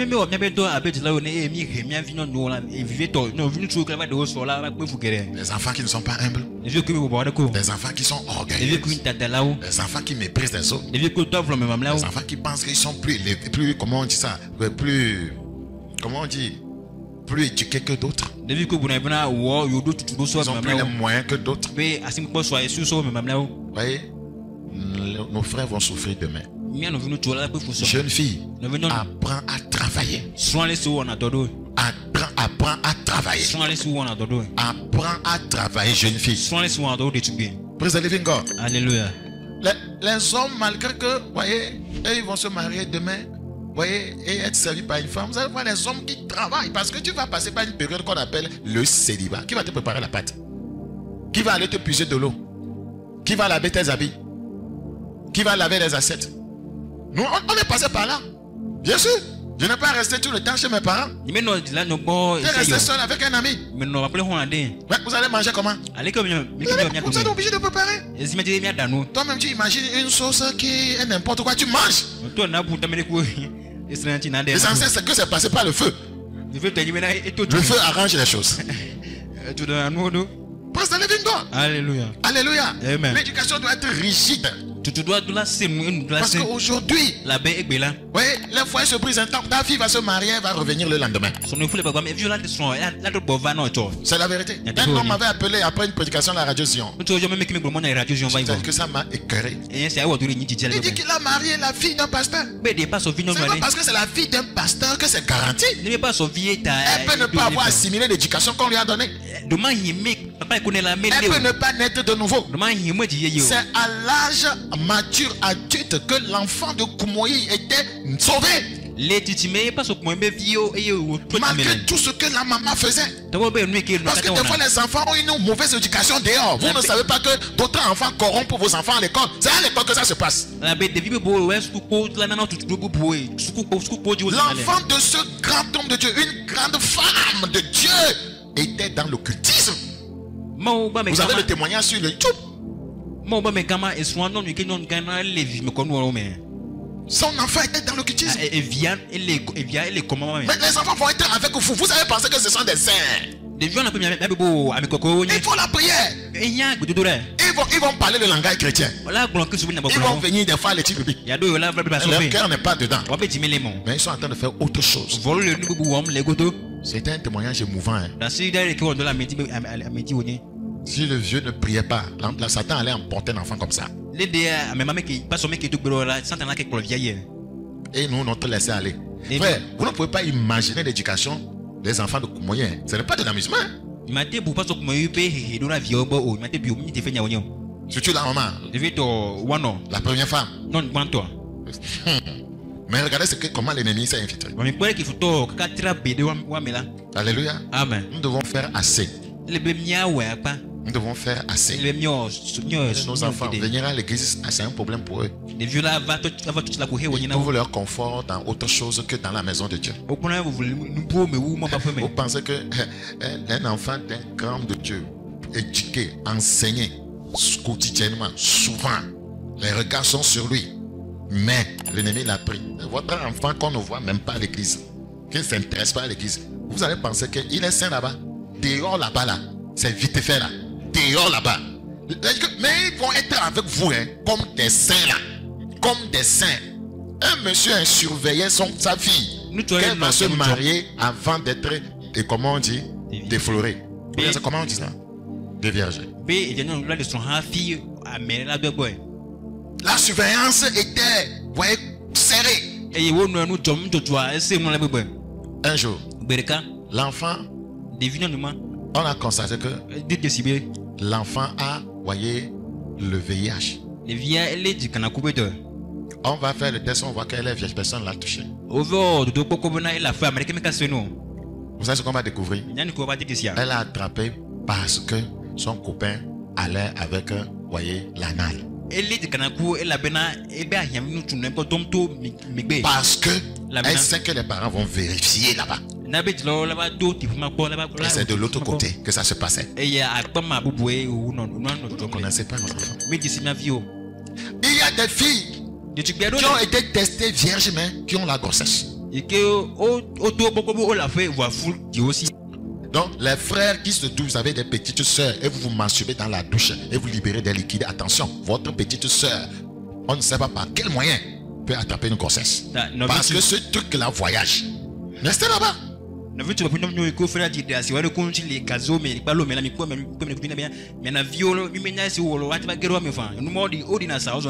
Mon responsable, voyez des jeunes, venait de se marier.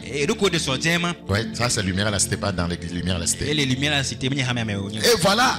Et ouais, une jeune fille vient avec ses parents qu'il est enceinte. Il faisait juste la répétition à la fille. La fille dit qu'il est enceinte. Imaginez le brisement dans le couple. Il venait de se marier. Un jeune couple. C'est un frère chez qui j'ai travaillé à Sigam au marché. Parce qu'aujourd'hui je me rappelle de mes histoires. J'ai couru à Sigam là-bas. J'ai vendu des cahiers. Vous nous regardez comme ça là. On a bavé. On a bavé. Ah, c'est quelle histoire? C'est la prière. On est en train de prier. On demande à la... Je suis Dieu sûr. Oui, c'est le frère qui lui fait répétition. Et on va à l'hôpital. Elle est testée vierge. Mais elle est enceinte. Après, la grossesse va couler. C'est là-bas qu'elle va dire la vérité. Parce qu'elle voulait donner ça à quelqu'un. Un jour, elle est venue à la répétition. Elle rentrait. 2 bandits l'ont intercepté pour la violer. Voilà. Donc, ils l'ont mis pratiquement à nu dans les débats. Quelqu'un lui vomit. Vous savez, il y a des gens, vous voyez, qu'on appelle éjaculation précoce. Lui, en voyant le truc déjà là, c'était piam. Et puis, c'était piam sur, voyez, le vagin. Personne ne l'a, voyez, pénétré. Le truc a trouvé la voie jusqu'à l'engrosser. Donc elle a donné ça au répétiteur parce que ces bandits, elle ne sait plus là où les retrouver. Histoire vraie, mon frère là. Donc les grands frères qui se masturbent, le papa qui se masturbe, ta fille va attraper ça. Hein? On ne laisse pas les enfants dans les chambres à coucher.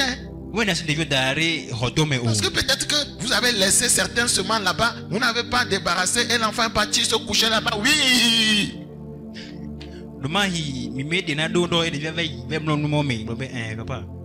Et après, on ne sait pas qui a engossé. Oh, c'est papa. Oh, il y a des histoires, vous allez pleurer. Hein. Vous allez penser que vous payez. Vous faites attention. Avec tout ce que nous venons de donner, les exemples, tout ça là, ça brise les familles. Hein. Quelqu'un vient de se marier, toi tu te présentes que tu es un gosse de lui. Un mensonge. Mon frère ne mangeait plus. Hein. C'est un gros comme ça. Il a maigri. Comment convaincre ta femme? Qui va te croire? Insomnie. Que Dieu nous aide. Proverbe 29, 15. La verge et la correction donnent la sagesse. Ça donne la sagesse. La correction donne la sagesse à un enfant. Ne te dis pas que je ne vais pas le corriger, la corriger. Ça donne la sagesse. Mais l'enfant livré à lui-même fait honte à sa mère. Pourquoi on dit ça, mère? Les femmes ont un grand rôle à jouer dans l'éducation des enfants. Aujourd'hui, les foyers sont brisés, les familles sont brisées à cause de la délinquance, la consommation de drogue et l'alcool. Le suicide brise les familles. Le suicide brise les familles. Les accidents brisent les familles. Les gens ont le cœur brisé. Donc vous voyez que la société entière est à la dérive et sombre chaque jour dans le chaos. Pour s'en convaincre, il suffit de suivre les journaux télévisés, les réseaux sociaux qui quotidiennement annoncent, voyez, un lot croissant de mauvaises nouvelles. Donc Jésus est venu pour guérir des gens comme ça qui ont le cœur brisé. Nous avons un grand rôle à jouer en tant qu'église. Les gens qui sont dans les hôpitaux, qui ont un pied cassé, les gens qui souffrent, qui ont le cœur brisé, les gens qui ont perdu leur, voyez, comment on dit ça, leurs proches, et leur cœur est brisé. Quand quelqu'un perd un proche, son cœur est brisé. La personne en veut à tout le monde. C'est un cœur brisé. C'est un cœur, surtout en Afrique. En Afrique, la mort de quelqu'un n'est jamais normale. Donc, ouais, c'est toujours quelqu'un qui est derrière. Donc, les gens ont le cœur brisé. Les gens peuvent s'imaginer des choses avec le cœur brisé, accuser celui-là, accuser cette personne-là. Jésus est venu pour guérir des gens comme ça. Je prie Dieu. Si quelqu'un a le cœur brisé, qu'il reçoive la guérison de Christ. C'est le rôle du Messie. C'est la mission du Messie. Et c'est pourquoi il est venu. Voilà, il est venu mourir à la croix. Voyez, pour nous délivrer de tous ces malheurs. Voyez, quand vous prêchez l'évangile, vous allez dans ce domaine, surtout les jeunes. Voyez, vous avez l'opportunité. Vous allez dans le domaine des cœurs brisés, les relations brisées, la déception en amour. Vous allez voir que certains viendront vous voir. Parce que ça pilule. Vous parlez des problèmes entre père et enfant dans le foyer, dans la prédication. Les gens viendront vous voir. Ouais, ce que tu as dit, ça m'a touché. J'ai un problème avec mon oncle. Mon papa, là, je ne comprends pas. Ma maman, ça nous permet maintenant d'amener des gens à Jésus. Donc,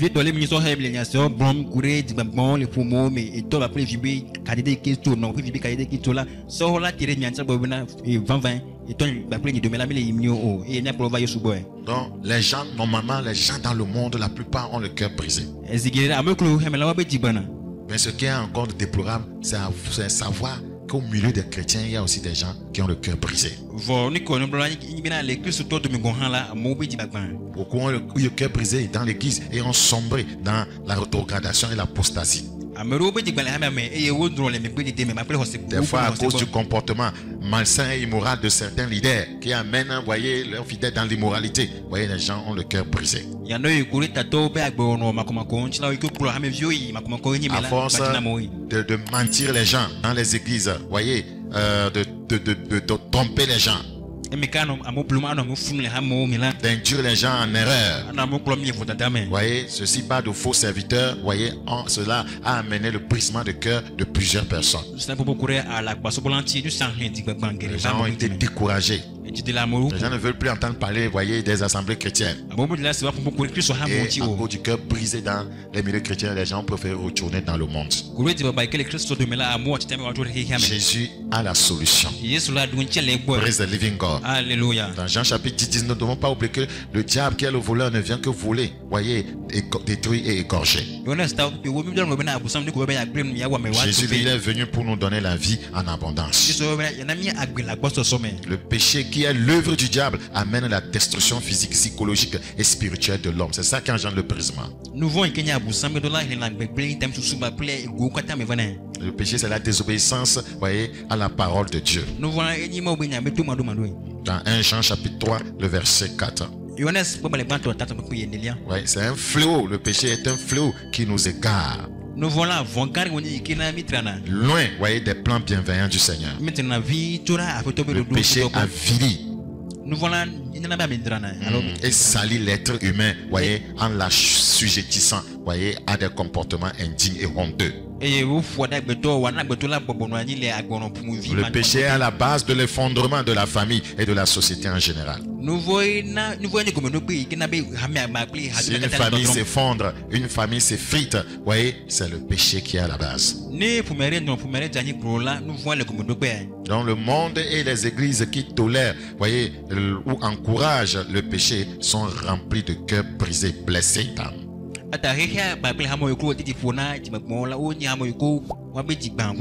Praise Jesus. Alléluia. Les âmes ont le cœur blessé et souffrent.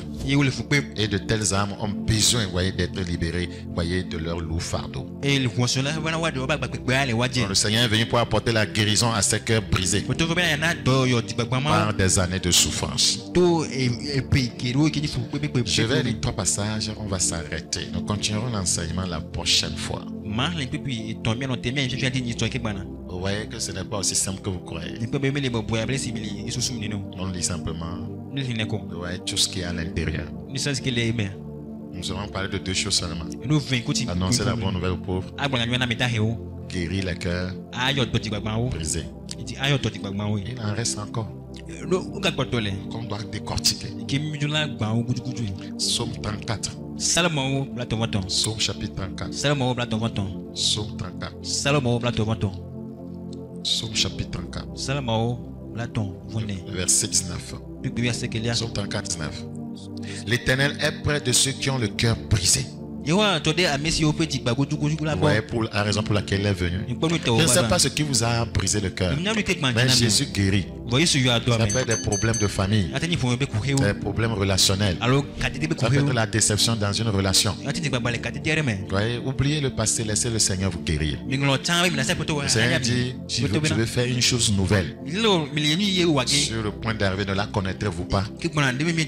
Donc il est près de ceux qui ont le cœur brisé. Ouais, ne pensez pas qu'il vous a oublié, qu'il vous a abandonné. Il connaît votre douleur.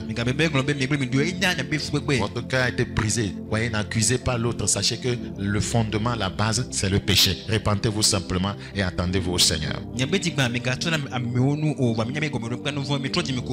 il sauve ceux qui ont l'esprit dans l'abattement. Il sauve ceux qui ont l'esprit dans l'abattement. Êtes-vous abattu par une situation? Le Seigneur veut vous sauver. Il sauve ceux qui ont l'esprit dans l'abattement. Praise the living God. Alléluia. Alléluia. Dans Psaume 107. Psaume chapitre 107. Psaume 107. Nous constatons le verset 3. Psaume 107, le verset 3. Psaume 107, le verset 3. Psaume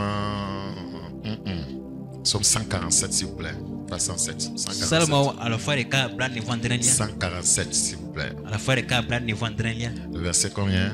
3. Sur 147, verset 3.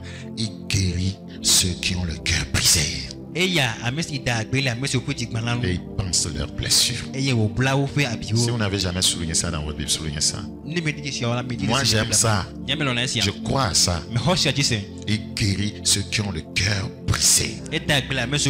Plusieurs situations brisent le cœur. Quand vous sentez que votre mari ne vous aime pas. Quand vous sentez que votre femme ne vous est pas fidèle. Qu'elle n'est pas soumise. Vous voyez, ça brise le cœur.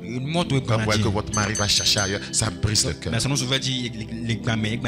vous voyez que vos enfants ne vous respectent pas, ça brise le cœur. Mais vous devez savoir, Jésus guérit cela. Il guérit ceux qui ont le cœur brisé et il pense leurs blessures.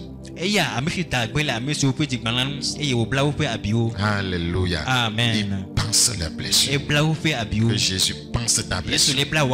Au nom de Jésus. Vous savez, il a été brisé pour nous.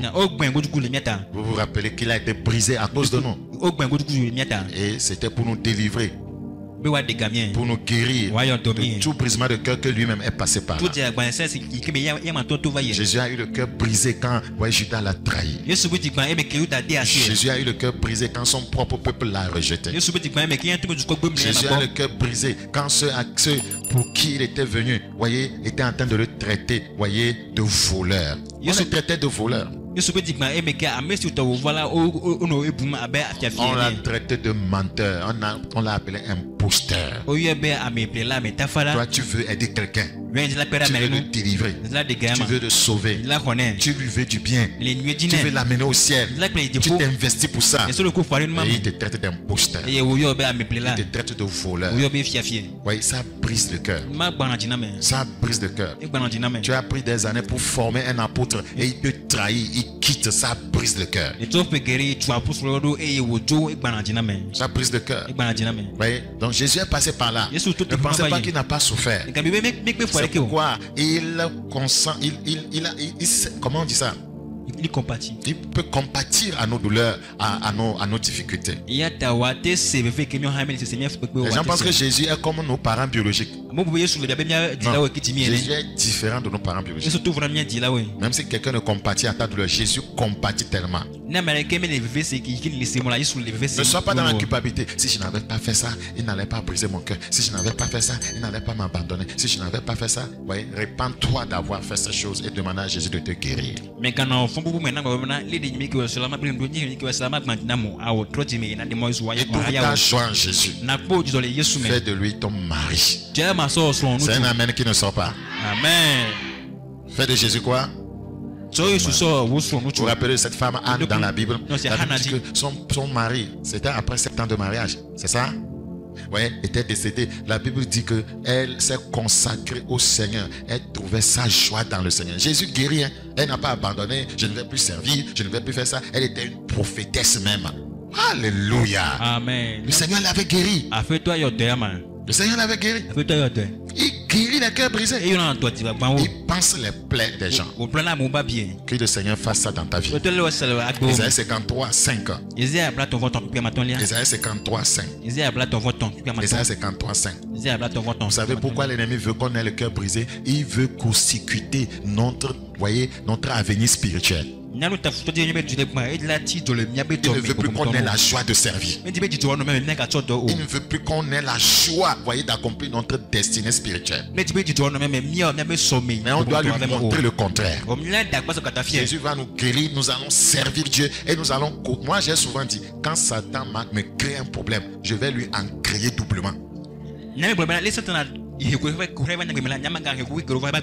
C'est la vengeance des croyants qui me crée des problèmes. Je vais dévaliser ton royaume. Je vais devenir un guerrier de prière. Je vais détruire détruire, voyez, tes œuvres. Tu as causé un dégât dans ma famille. Voyez, je prierai, je t'empêcherai d'en commettre dans d'autres familles. C'est notre manière de nous venger ça. C'est une bonne vengeance. Ce n'est pas d'en vouloir à Dieu de nous retirer du Seigneur, d'avoir quelque chose sur le cœur contre Dieu, contre les frères, contre les sœurs. Non. L'ennemi qui a fait cela. Et c'est lui qu'il faut maintenant combattre. Vous allez voir qu'il arrive des fois qu'il y a des gens, voyez, qui ont perdu, ou bien il arrive que quelqu'un perd un être cher, voyez, qui est mort, voilà, d'un cancer de sein. C'est un exemple, papa. C'est quelqu'un qui fait ça, c'est pourquoi j'en parle. Maintenant, il crée maintenant, comment vous appelez, une association, organisation pour lutter contre quoi? Le cancer. Parce qu'il ne veut plus jamais voir quelqu'un mourir de cancer. Ça, puis lui, des associations comme ça. Les croyants doivent avoir une telle mentalité. C'est comme ça on se venge de ce qui a détruit, voyez, quelqu'un, voyez, de notre entourage. On doit commencer à lutter que ça ne doit plus arriver. Et quand vous décidez comme ça, Dieu vous utilise puissamment.